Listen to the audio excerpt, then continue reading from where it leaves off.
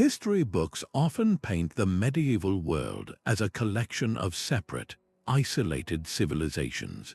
This could not be further from the truth. A vast web of continental trade corridors connected cultures across immense distances, creating a level of global interaction we are only now beginning to fully appreciate. By the end of this journey, you will see the entire map of the medieval era redrawn, revealing a world already deeply intertwined. How did a single piece of silk carry a message from a Chinese workshop to a Roman palace? And what forgotten kingdoms rose to power in the heart of the desert because of it?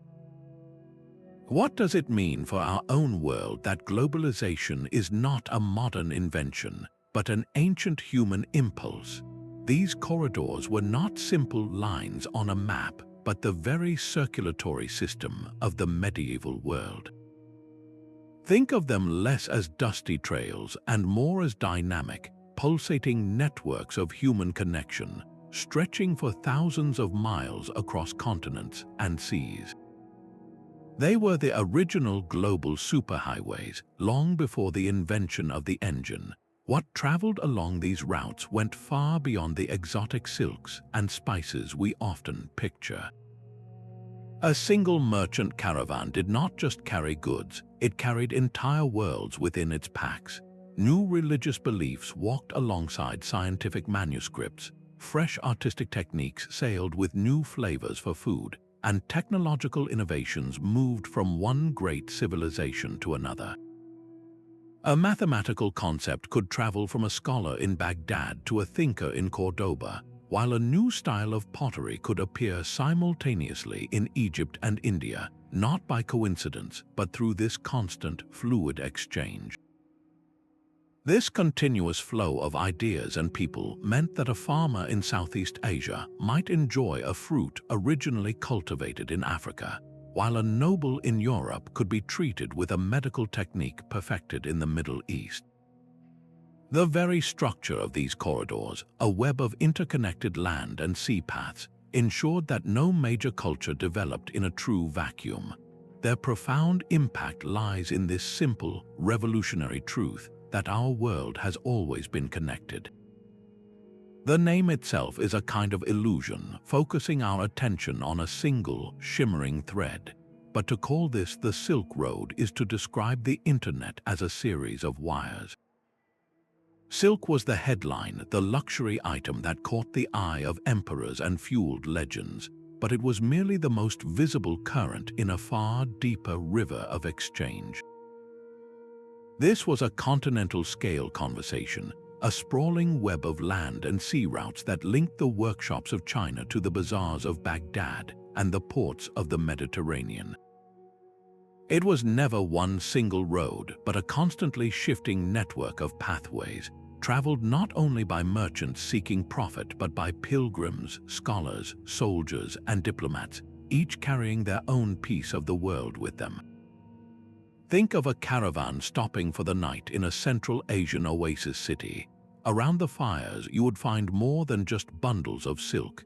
You might see a trader from Venice examining a new method for crafting glass, a technology that would soon revolutionize European art. You could hear a scholar discussing a mathematical text, its knowledge originally developed in India and now being carried toward the libraries of the Middle East. Perhaps most transformative of all, you might witness the quiet exchange of something as simple as a piece of paper, a technology that would fundamentally alter how humanity records and shares information. While silk moved west, ideas like papermaking and gunpowder traveled along the same routes, changing the course of history in the opposite direction. Meanwhile, grapevines for wine and techniques for crafting fine glass began their journey eastward. This was not a one-way street. It was a constant, vibrant, two-way flow of innovation, where every culture was both a teacher and a student. The true legacy of these routes lies not in the treasures that filled royal treasuries, but in the intangible goods that reshaped civilizations. A new philosophy could take root in a foreign land, A medical discovery could ease suffering on another continent, and an entire artistic tradition could be born from the fusion of styles that met along the way. The Silk Road's greatest gift was this invisible network of ideas, a force that quietly shaped the intellectual and technological landscape of the entire medieval world, connecting minds across thousands of miles. Far to the west, another great artery of trade pulsed with life, one defined not by mountains and oases but by an ocean of sand. The Sahara Desert was not a barrier, it was a sea, and its ships were the great caravans of camels that moved in immense, patient lines across the dunes. These caravans were the vital link between two different worlds, connecting the gold-rich empires of West Africa, like Ghana and later Mali, to the bustling markets and cultures of North Africa and the Mediterranean. The fundamental engine of this trade was a powerful and simple exchange, the gold of the south for the salt of the north. In the forested regions of West Africa, gold was relatively abundant, but salt, essential for preserving food and maintaining health, was desperately scarce. Meanwhile, in the arid north, vast salt mines produced this precious mineral, but it was gold that fueled economies and crowned kings. This mutual need created one of history's most dramatic economic partnerships. But these caravans carried so much more than just raw materials. They transported ivory, exquisite crafts, and most significantly, they became a conduit for profound cultural and intellectual exchange. One of the most transformative ideas to travel south with the merchants and scholars was Islam. This new faith was adopted by the ruling classes of West African empires, not through conquest, but largely through peaceful trade and dialogue, weaving new religious and legal traditions into the existing social fabric. This fusion of wealth and knowledge gave rise to legendary urban centers. The most famous of these was Timbuktu. What began as a simple seasonal camp for nomads was transformed by the trans-Saharan trade into a metropolis of immense wealth and even greater intellectual renown. At its height, Timbuktu was not merely a city of gold, it was a city of books. Its libraries and universities attracted the finest minds from across Africa and the Middle East, making it a radiant beacon of scholarship in law, astronomy, and philosophy. The Sahara, therefore, was not a void on the map, but a dynamic corridor that forged some of the most powerful and sophisticated kingdoms of the medieval world, proving that connection could flourish even in the most seemingly inhospitable places on earth. While the caravans crossed the deserts, an even vaster web of connection was being woven across the sea. The Indian Ocean was the stage for history's most extensive maritime system, a liquid superhighway that linked the world from East Africa to southern China. Its rhythm was set not by kings or empires, but by the sky itself, through the predictable, powerful monsoon winds. For half the year, the winds blew steadily from the southwest, and for the other half, they reversed direction from the northeast. Ancient sailors learned to read this celestial clock, harnessing these winds to fill their sails for journeys of thousands of miles. This natural predictability turned the Indian Ocean into a truly global crossroads, long before such a concept existed elsewhere. The ships that rode these winds were floating treasure chests carrying cinnamon and pepper from India, gold and ivory from Africa, and exquisite porcelain and silks from China. But the real marvel was not the cargo, but the world it created in the bustling port cities along the shores. Think of a harbor like Zanzibar or Calicut. Here, you would not find a single dominant culture, but a vibrant, mixed community. An Arab merchant could be bargaining with a Chinese captain, while a Persian scholar might be sharing navigational charts with an Indian shipbuilder. This constant interaction forged a uniquely cosmopolitan world, a blend of languages, customs, and traditions that defined the entire rim of the ocean. From this cultural fusion emerged powerful and sophisticated coastal societies, like the Swahili city-states of East Africa. Their very language became a living testament to this exchange, a beautiful mixture of Bantu African roots with a vast vocabulary borrowed from Arabic and Persian, all tied together by the rhythm of trade. This was a world where your identity was not just about where you were born, but about the countless connections you maintained across the water. It was a network built on mutual understanding and shared knowledge of the wind and stars, proving that the greatest distances could be bridged not by force, but by the simple, brilliant act of sailing with the seasons. To the frozen north, another glittering corridor pulsed with life, one that turned the Baltic coast into a hub of international commerce. This was the Amber Road, a network of river and land routes that channeled the wealth of the north toward the sophisticated markets of the south. Its most famous treasure was amber, that golden, fossilized resin that washed up on Baltic shores. For the Roman elite, this material was more than just beautiful jewelry. It was a substance of legend, believed to hold protective powers and even the warmth of the sun itself. But the caravans heading south carried far more than just this translucent gold. They were laden with heavy bundles of thick furs, essential for surviving cold winters further south, along with precious beeswax for candles and honey, a rare and cherished sweetener. In return, goods from the advanced civilizations to the south made their way back along these routes. Fine weapons of forged steel, elegant glass vessels, and amphorae filled with wine traveled north, offering the Baltic and Teutonic peoples a tangible connection to the wider Roman and later Byzantine world. This exchange fundamentally transformed northern European societies. The influx of southern goods and coinage fueled the rise of powerful local chieftains and trading centers, creating a new elite whose status was built on their control of this long-distance trade.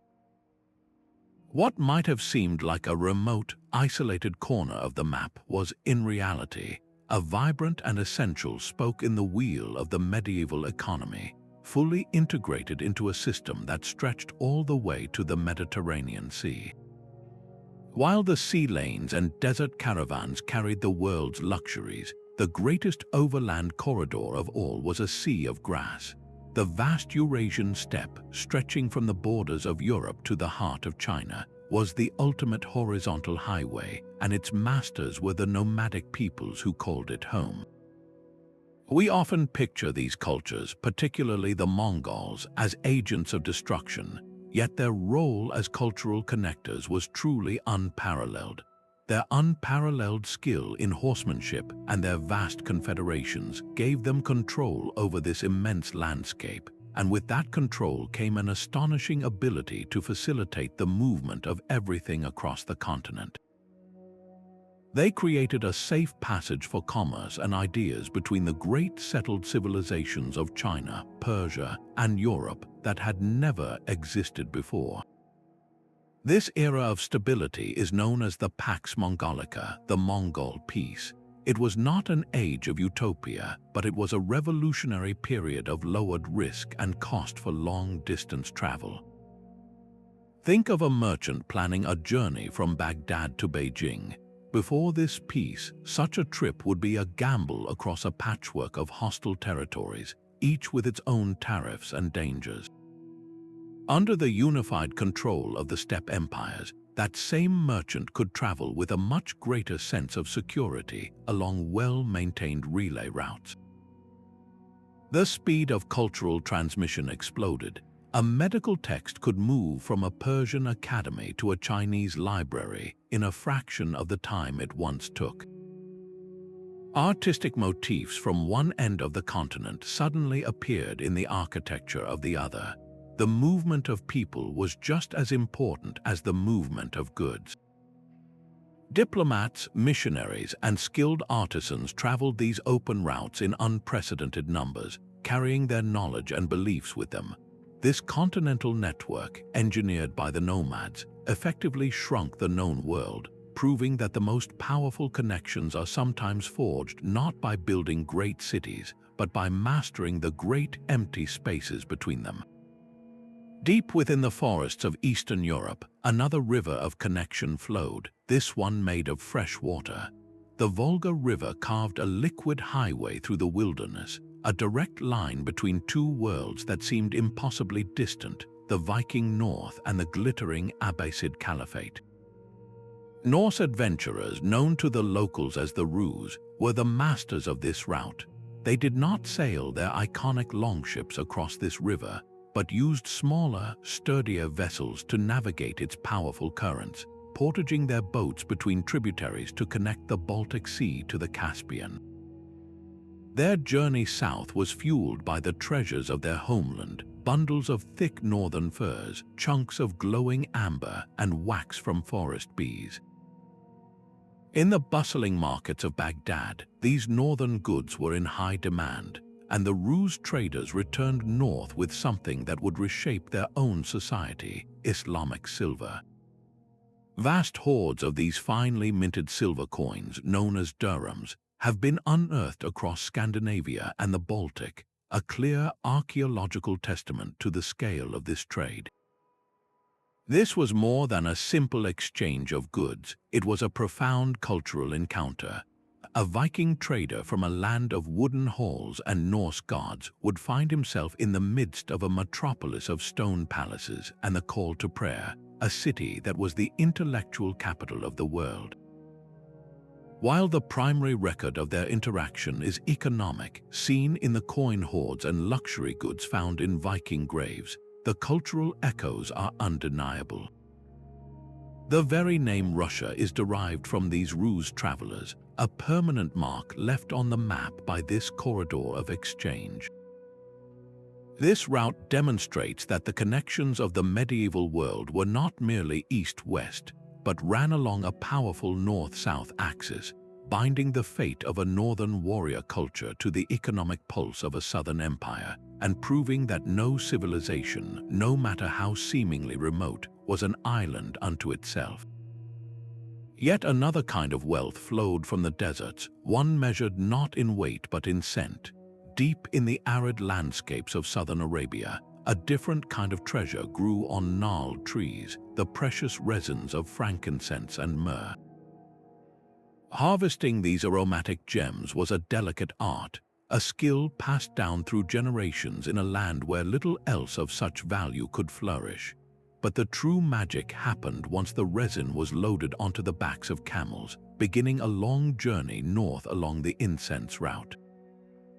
These caravans did not carry gold or silk, but something perhaps more universally desired, the very smoke of the divine. In the temples of Egypt, the courtyards of Mesopotamia, and the ritual spaces of the Mediterranean, frankincense and myrrh were essential. Their fragrant smoke was believed to carry prayers to the heavens, to purify sacred spaces, and to honor rulers in both life and their final resting places. They were also vital for medicines and perfumes, making them commodities of immense and constant demand. This demand funded the rise of legendary kingdoms, most famously Saba, the land of the Queen of Sheba. The wealth from this aromatic trade built magnificent dams and temples, transforming a harsh environment into a center of civilization and power. The route itself was a chain of thriving oasis cities, each a glittering stopover in the desert where caravans could rest and resupply. These cities became bustling hubs of exchange, places where not only resins were traded, but where ideas, languages, and artistic styles were shared between the civilizations of the Near East and the cultures of the Horn of Africa across the Red Sea. The Incense route proves that the most powerful connections could be invisible, carried on the wind, a reminder that the medieval world was bound together by faith, medicine, and the pursuit of beauty just as much as by material goods. High in the thin air of the Himalayan foothills, a different kind of trade corridor thrived, one built on a simple and powerful equation. China's powerful Tang and Song dynasties possessed a vast and disciplined military, but they lacked one crucial resource: the sturdy, agile warhorses bred on the high Tibetan plateau. These animals were unmatched, capable of surviving harsh conditions and turning the tide of battle. Meanwhile, in the high-altitude communities of Tibet, a deep cultural craving had taken root, a need for the tea cultivated in the misty hills of Sichuan. This was not a mere preference but a dietary essential, as tea helped the body cope with the challenges of high-altitude living and the heavy, protein-rich foods common to the region. Neither side could truly provide what the other needed from their own lands, and so the tea and horse corridor was born, a network of treacherous mountain paths where two empires met in a perfect partnership. This was not a trade for luxuries but a barter of necessities, where sacks of compressed tea bricks were exchanged for herds of the finest horses. Can you picture the scene at one of the official trading posts, the air filled with the scent of tea and the sounds of different languages, as Chinese officials carefully inspected the strong legs and deep chests of each horse, while Tibetan traders evaluated the quality and age of the tea leaves? This constant, reliable exchange did more than just supply armies and kitchens. It opened a permanent channel between two vastly different worlds. Alongside the tea and horses traveled Buddhist monks and sacred texts, carrying a spiritual revolution from India through Tibet and into the heart of China. Artistic styles flowed in both directions, with the intricate patterns and bold colors of Tibetan art influencing Chinese crafts, and Chinese painting techniques finding new expression in Himalayan monasteries.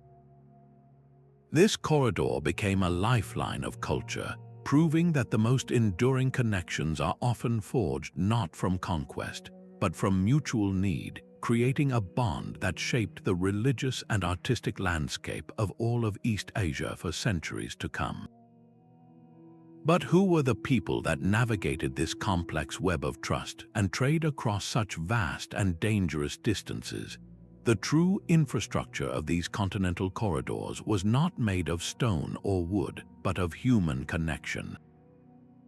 Across the deserts and seas, far-flung diaspora communities established by merchant groups became the living nodes of this global network.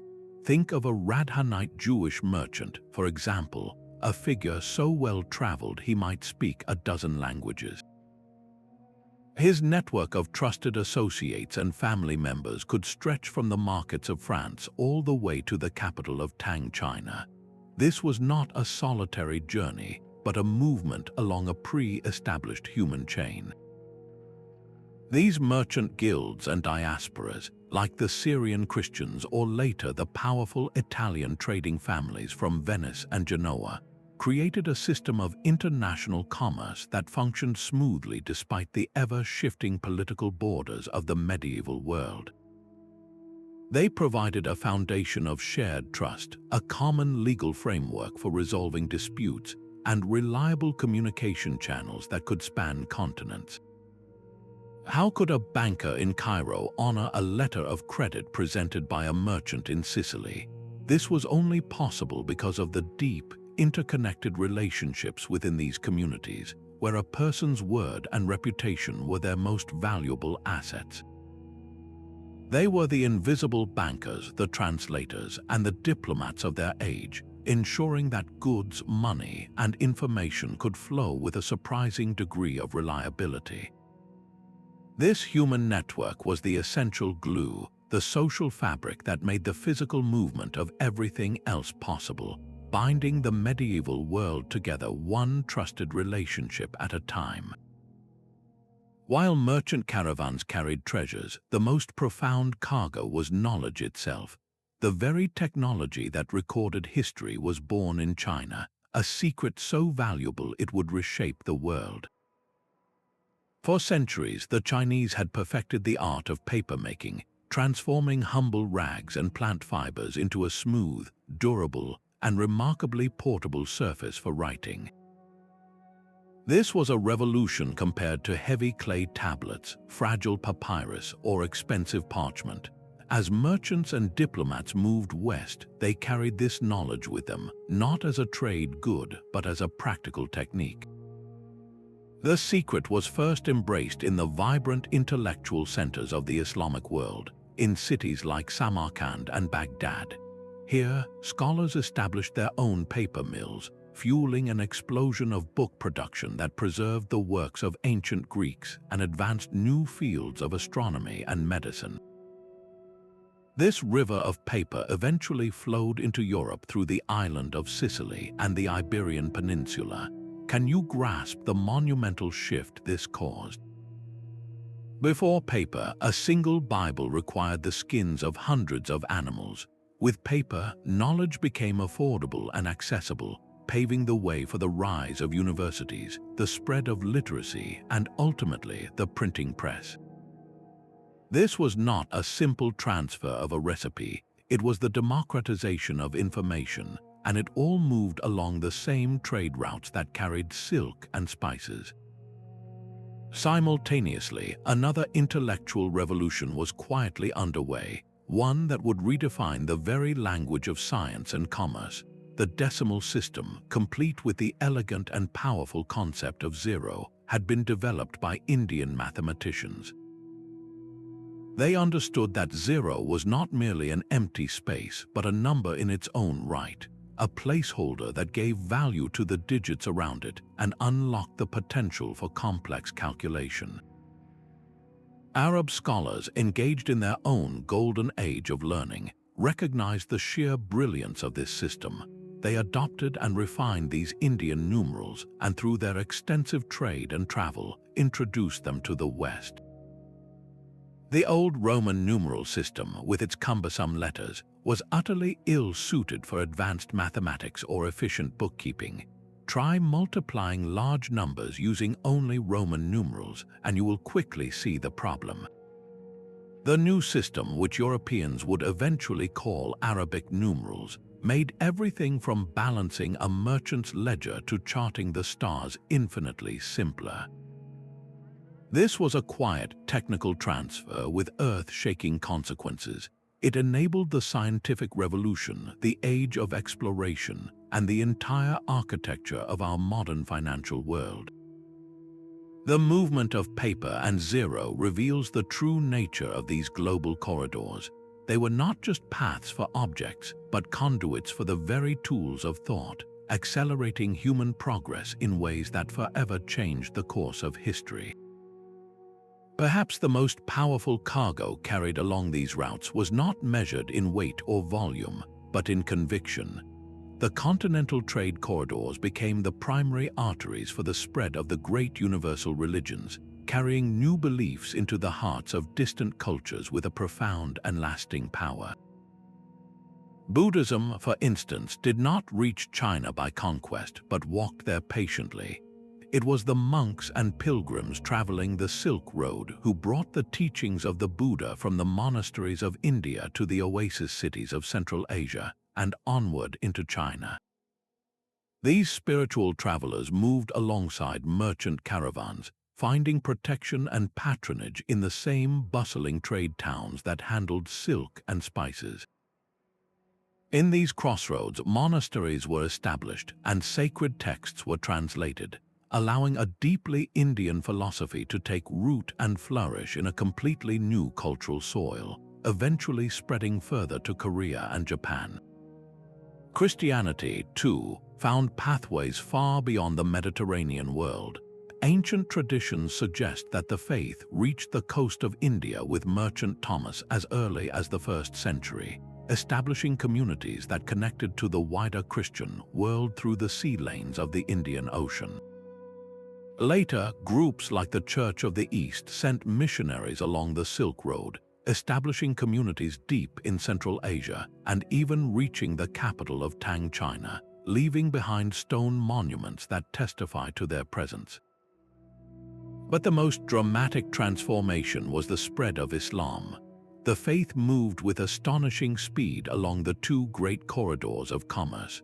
Across the Sahara, Muslim merchants and scholars traveled with the camel caravans, and through peaceful dialogue and the example of their own communities, the ruling elites of West African empires like Mali and Ghana gradually embraced the new faith.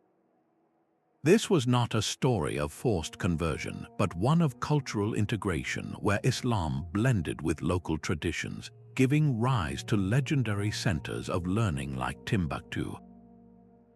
Simultaneously, along the Indian Ocean trade routes, the rhythm was the same. Muslim traders from Arabia and Persia established themselves in port cities from East Africa to the islands of Southeast Asia. They built mosques and married into local families, creating stable, integrated communities. Their reputation for fairness and their sophisticated legal and commercial practices made the new faith attractive to local rulers and merchants alike. Over generations, through this quiet, persistent process of cultural exchange, the religious map of Africa and Asia was redrawn. These routes carried more than goods, they carried the very framework of meaning for millions of people, proving that the most enduring connections are often those of shared belief.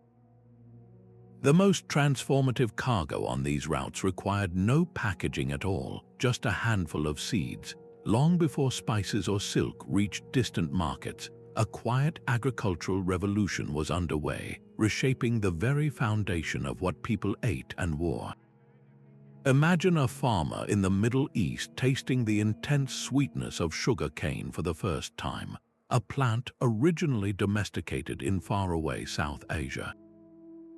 Or consider the introduction of citrus fruits, whose bright flavors and vital vitamin C traveled from their Asian homeland to grace orchards across the Mediterranean. These were not mere luxuries, but new sources of nutrition and flavor that gradually wove themselves into the fabric of daily life. From the fields of Africa, hardy grains like sorghum and a unique species of African rice began their journey north. These crops were perfectly suited to drier climates, offering new sources of staple food that could support growing populations in regions where other grains might fail. This flow of plants was never one way. As Asian and African crops moved westward, staples from the Mediterranean world, like wheat and grapes for wine, traveled east along the same corridors, slowly integrating into the agricultural landscapes of China and beyond.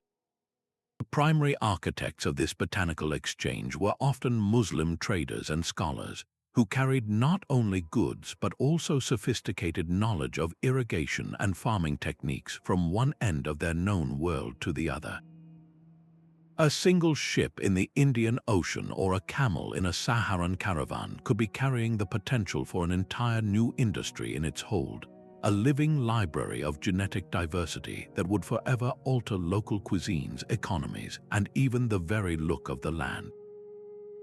This silent biological exchange fundamentally diversified human diets, bolstered food security for millions, and set the stage for population growth across connected hemispheres. The story of these corridors is not just one of objects and ideas, but of the very plants that fed the world, proving that the most profound connections often take root in the soil beneath our feet. Artistic expression itself became a product of trade. A piece of Chinese porcelain, fresh from the kiln, might be painted not with a traditional dragon, but with intricate, swirling arabesques favored by patrons in Persia. This was not a loss of identity, but a creative response to a new, connected world. Artisans discovered that beauty was a universal currency, and they adapted their craft to speak a visual language that could be understood and cherished across continents. This fusion gave birth to entirely new art forms, like the stunning blue and white porcelain that became a global sensation. The distinct cobalt blue pigment was actually imported from the Middle East, while the white clay and technique were perfected in China. The final product, a masterpiece of transcontinental collaboration, was then exported back to the very region that supplied its color, creating a perfect loop of artistic exchange. Far to the west, in the ancient region of Gandhara, another remarkable synthesis occurred. Centuries after the campaigns of Alexander the Great, the artistic legacy of Greek sculpture lingered. Local Buddhist artists, steeped in their own spiritual traditions, began to carve statues of the Buddha, but instead of abstract symbols, they rendered him with the realistic, muscular physique and the flowing, draped robes of a Greek god. The serene face took on Apollonian features, creating a powerful and compassionate image that would eventually travel along the Silk Road and become the template for Buddhist art across all of East Asia. The trade corridors were not just moving art, they were actively remixing it. They fostered a visual language of syncretism, where a Persian textile pattern could appear on a European tapestry, or a Chinese landscape motif could inspire an Iranian miniature painting. This was a world in conversation with itself, its shared aesthetic sense forged in the bustling, cosmopolitan spaces where cultures met and mingled. Yet this vibrant network of exchange had a tragic and unavoidable shadow. The very corridors that carried silk and spices also carried invisible passengers, pathogens that could travel faster and farther than any merchant. The most devastating example of this vulnerability was the Black Death of the 14th century. This illness likely originated in the steppes of Central Asia, and it found the perfect highway in the bustling trade routes of the Silk Road. Riding in the fleas on the backs of black rats that infested grain shipments and traveled with caravans, the disease moved relentlessly westward. It reached the busy ports of the Black Sea and then boarded ships bound for the Mediterranean, spreading with terrifying speed into Europe, North Africa, and the Middle East. The result was a loss of life on a scale that is difficult to comprehend, reshaping societies and economies across the entire connected world. This tragic episode stands as a stark reminder of the double-edged nature of global connection. The same links that brought new ideas, art, and wealth also created a shared biological vulnerability, where a health challenge in one part of the world could swiftly become a catastrophe for all. It forces us to see these networks not just as pathways of prosperity, but as a single, interconnected system where a shock in one region could ripple across the entire globe, a profound lesson about the risks woven into the fabric of a connected world. These desert metropolises were the beating hearts of the trade corridors, rising from the sand like mirages of civilization. An oasis city was far more than a simple rest stop. It was a complex, thriving urban machine designed to sustain the flow of commerce across impossible distances. In places like Samarkand or Palmyra, a caravan of thousands of camels and hundreds of people, exhausted and thirsty after weeks in the wilderness, would find salvation. Here was the one thing they needed most: fresh, reliable water, the lifeblood of the entire network. But these cities offered so much more than just a drink. They provided secure caravanserais where merchants could sleep without fear, guarded warehouses to store their precious goods, and bustling markets to trade, repair equipment, and acquire fresh pack animals. They were the logistical hubs that made the entire overland system function, the essential nodes where the physical strain of the journey could be alleviated. Yet their true magic unfolded in the human interactions they fostered. Picture the central square of Dunhuang, a city on the edge of the Taklamakan Desert. In this single space, you would hear a dozen different languages colliding. See the vibrant silks of China being inspected by a merchant from Persia, and observe a Buddhist monk from India debating theology with a Nestorian Christian priest from Syria. These were the ultimate melting pots where travelers were forced by geography to pause, to share a meal, and to talk. In these conversations, a new word from a foreign tongue might be adopted. A forgotten legend from one culture might be woven into the storytelling tradition of another, and a new way of thinking about the stars or mathematics could be quietly passed from one scholar to the next. This constant, forced mingling transformed these hubs into unexpected centers of high culture and learning. Samarkand, for instance, was not just famous for its markets, but for its observatories and libraries, places where the astronomical knowledge of Babylon, the medical texts of Greece, and the mathematical advances of India were all gathered, translated, and synthesized.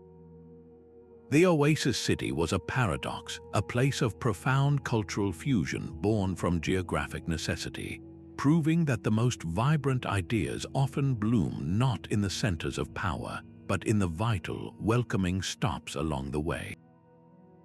These tools of navigation were more than just clever devices, they were keys that unlocked the open ocean. For much of history, sailors were forced to hug the coastline, navigating by landmarks and rarely losing sight of land. The vast, empty sea was a terrifying and impassable barrier, but then came the astrolabe, a beautiful brass instrument perfected by Islamic astronomers. In the hands of a skilled navigator, it could measure the angle of the sun or a star above the horizon, providing a reliable way to determine a ship's latitude, its position north or south. Suddenly, a captain could know exactly how far he had traveled into the unknown, a revolutionary concept that transformed the sea from a trackless waste into a measurable grid. From the other side of the world came another breakthrough, the magnetic compass. First developed in China, this simple yet profound device revealed an invisible force, the Earth's magnetic field, pointing consistently toward the north. It provided a constant reference direction, a true guide even when clouds obscured the sun and stars for days on end. Now, a ship could maintain its course through the worst weather, pushing further into deep waters with a newfound confidence. But what good was knowing your direction if the wind was against you? This final piece of the puzzle was the lateen sail, a triangular sail that could be angled to catch the wind from the side or even slightly from ahead. This ingenious design, born in the Indian Ocean, allowed ships to sail into the wind by zigzagging, a technique called tacking. It gave sailors a freedom they had never known, the ability to voyage almost regardless of the wind's direction. Together, these three innovations created a perfect storm of progress. The compass told you which way to go, the astrolabe told you where you were, and the lateen sail gave you the power to get there. This technological trinity did not just improve navigation, it fundamentally rewrote the rules of maritime travel, enabling the long-distance voyages that would forever tie the continents together. But the flow of goods and ideas depended on an invisible architecture of trust and finance. The glitter of gold and silver was only the beginning. Across the corridors, a universal language of value emerged in the form of trusted coinage. The Byzantine solidus, struck from remarkably pure gold, held its worth for centuries, becoming the dollar of its day. From the markets of Constantinople to the trading posts of Scandinavia, its reputation for consistency was unshakable. In the Islamic world, the gold dinar served a similar purpose, its precise weight and reliable minting recognized from Spain to the Indus Valley. A merchant in Cairo could accept a dinar with full confidence that it would be honored in Baghdad, a stability that greased the wheels of commerce across thousands of miles. Yet moving chests of these coins across bandit-ridden deserts or stormy seas was a massive risk. The real financial revolution was the move from physical money to abstract value. Ingenious merchants, first in the Islamic world and later in Italian city-states like Florence and Venice, developed a system of paper promises. A merchant could deposit his coin with a trusted banker in one city and receive a letter of credit.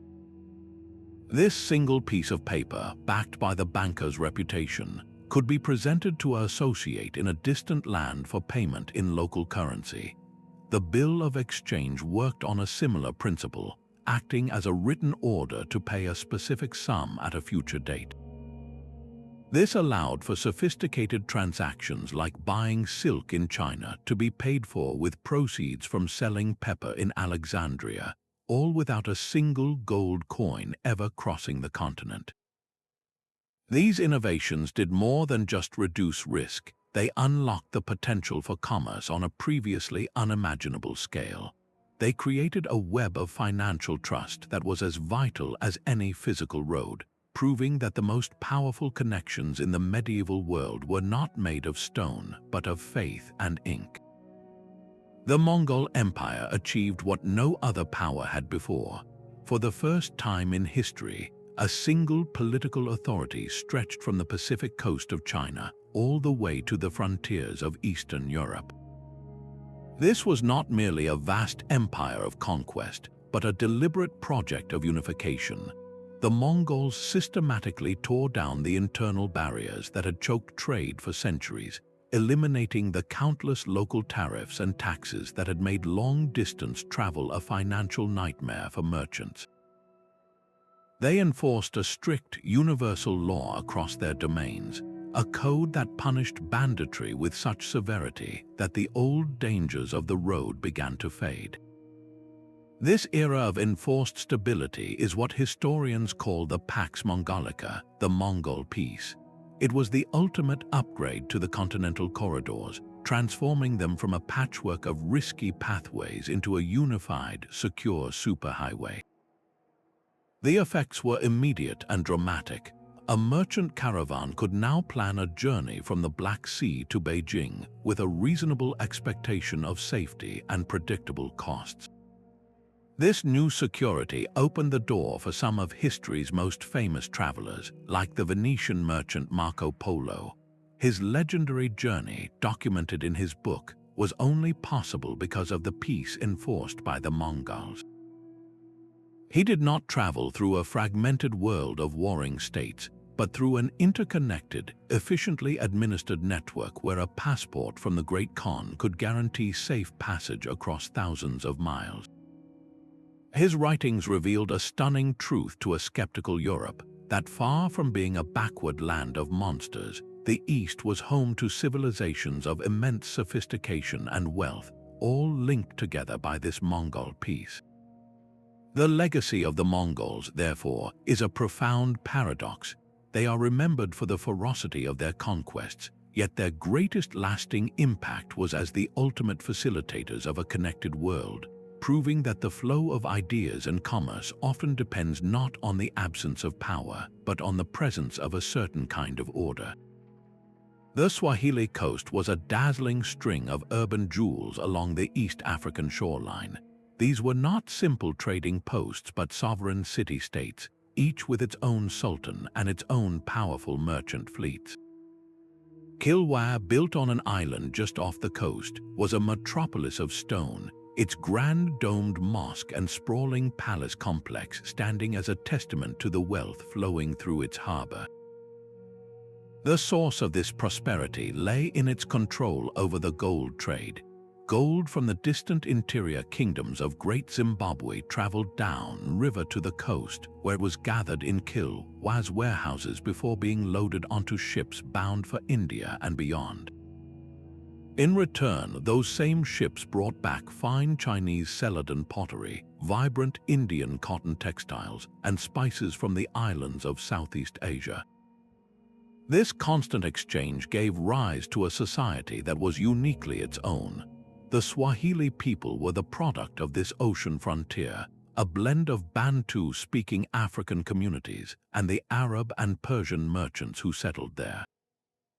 Their language, Kiswahili, became the living symbol of this fusion, a Bantu grammatical structure enriched with a vast vocabulary drawn from Arabic, perfectly suited for the complex negotiations of international trade. This was a cosmopolitan world where a wealthy merchant in Mogadishu might furnish his coral brick house with Persian rugs and eat from Chinese porcelain, while his family spoke a language born of the ocean itself. These city-states were not peripheral outposts, they were the essential African anchors of the Indian Ocean network, proving that some of the medieval world's most dynamic cultures were born where the continent met the sea. Yet the very stability that empowered these land routes also contained the seeds of their eventual decline. The great Mongol Empire, which had unified the continent, began to fracture into competing khanates. The Pax Mongolica, that era of safe passage, slowly crumbled away. In its place returned the old challenges of political instability, with new borders and new local rulers, each demanding their own costly tolls for merchants to pass. The overland journey from the Mediterranean to China became a fragmented and expensive gamble once more, but a far greater shift was underway on the open ocean. European kingdoms, perched on the western edge of the known world, grew desperate to bypass the long, costly chain of intermediaries that controlled the flow of spices and silks. They began to send ships on a daring and radical quest, not to follow the known paths, but to find new ones entirely.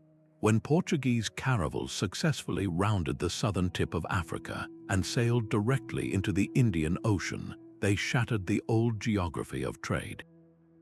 Suddenly, it was possible to load a ship in Lisbon with pepper from India and return without ever paying a single toll to a desert middleman or a steppe Khan.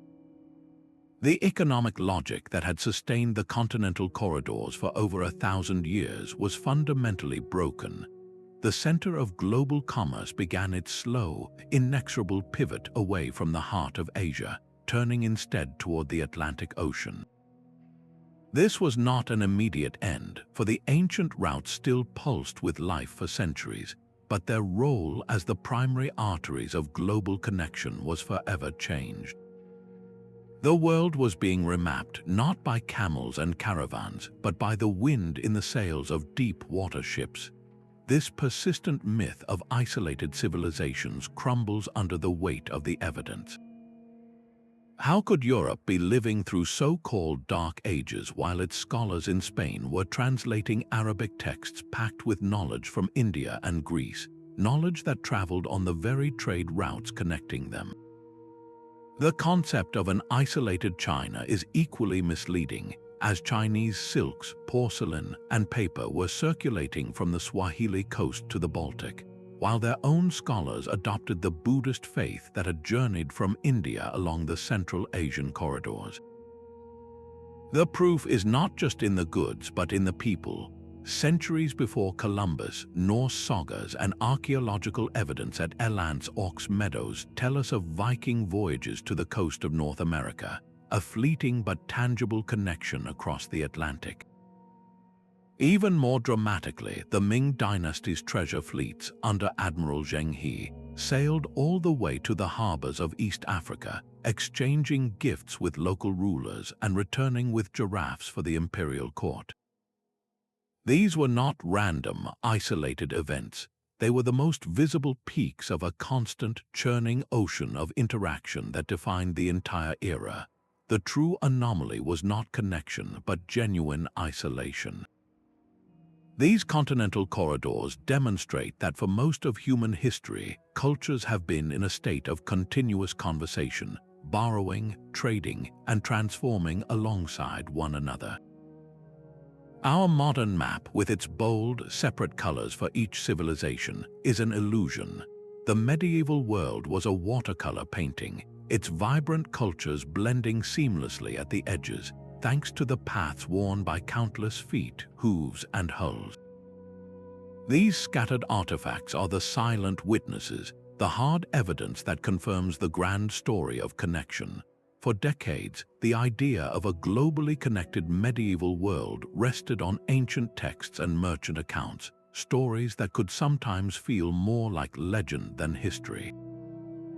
But the proof has been buried in the ground all along, waiting for the archaeologist's trowel to bring it to light.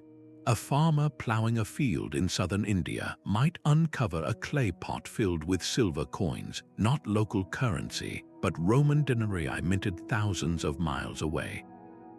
In the earth of a Viking chieftain's grave in Scandinavia, researchers have found the delicate, shimmering threads of Byzantine silk, a luxury that traveled from the workshops of Constantinople to the frozen north. And on the coast of East Africa, excavations of Swahili palaces consistently turn up fragments of fine, celadon green pottery, its origin unmistakably traced to the kilns of China. These are not strange coincidences or rare accidents. They are the predictable, physical remains of a system that was functioning exactly as the stories describe. Each of these objects is a data point, a pin on a map that charts the incredible distances ordinary people and their goods could travel. The real magic of modern archaeology, however, goes beyond simply finding these objects. Today, science allows us to read their hidden passports. Techniques like isotope analysis can examine the chemical signature within a piece of metal or the residue inside a ceramic jar. By doing this, researchers can often pinpoint the exact mountain range where the metal was mined or the specific region where the clay was fired, providing irrefutable scientific proof of an object's long journey. This turns a beautiful vase from a simple artifact into a documented traveler, its origins confirmed and its story etched into its very molecules. These silent fragments of pottery, metal, and glass are the final pieces of the puzzle. They transform the trade corridors from a compelling theory into a concrete, demonstrable fact of our shared human past, proving that the world was woven together long before we gave it a name. This ancient web of global connection holds up a mirror to our own world. We often speak of globalization as a recent phenomenon, a product of jet engines and the internet, but the medieval corridors reveal a startling truth. Our modern system of global trade, with its container ships and flight paths, is not a revolution but an evolution, a faster and more intense version of a pattern as old as civilization itself. The fundamental dynamics remain unchanged. Then, as now, prosperity was built on complex logistics, on the caravanserais and shipping lanes that moved goods across continents. Today, that infrastructure is made of ports, rail networks, and digital tracking systems, but the underlying purpose is identical: to move things from where they are abundant to where they are desired. The cultural exchange that happened in the Oasis markets of Samarkand now unfolds on our social media feeds and in our city centers, a continuous, sometimes chaotic, blending of ideas, foods, and artistic styles. Yet this deep interdependence brings with it the same inherent vulnerabilities. The medieval Black Death, which raced along the trade routes, is a sobering historical lesson in how a health challenge in one part of the world can swiftly become a global crisis, a pattern we have seen repeated in our own time. The economic reliance that made a city like Kilwa rich also made it sensitive to shifts in the gold trade or disruptions on the sea lanes, just as a supply chain issue on the other side of our world can now ripple through and impact local economies everywhere. Recognizing that globalization is a recurring human pattern, not a modern invention, changes our perspective entirely. It tells us that the challenges we face, from managing pandemics to fostering cross-cultural understanding, are not entirely new. They are the modern expressions of an ancient condition. This long view offers us something invaluable, not a simple solution, but a profound context. It suggests that to navigate our own interconnected world, we must look not only forward but also back, learning from the resilience, the innovations, and the hard-earned wisdom of those who first wove the world together. This journey through the corridors of exchange reveals a world far smaller and more intimately connected than we were ever taught. The continents were not isolated landmasses but partners in a constant, dynamic conversation, their cultures continuously shaped by a shared appetite for commerce, faith, and discovery. The true legacy of these routes is not locked away in museums but lives on as our shared human heritage, a profound testament to an enduring drive that has always compelled us to explore, to connect, and to learn from one another. Let this revised map of history inspire you to look for the hidden connections woven into the fabric of our own world, the quiet echoes of ancient exchanges that still resonate today. If this exploration has reshaped your view of the past, we would love to hear your thoughts in the comments below. Subscribe for more journeys into the forgotten pathways that have shaped our world.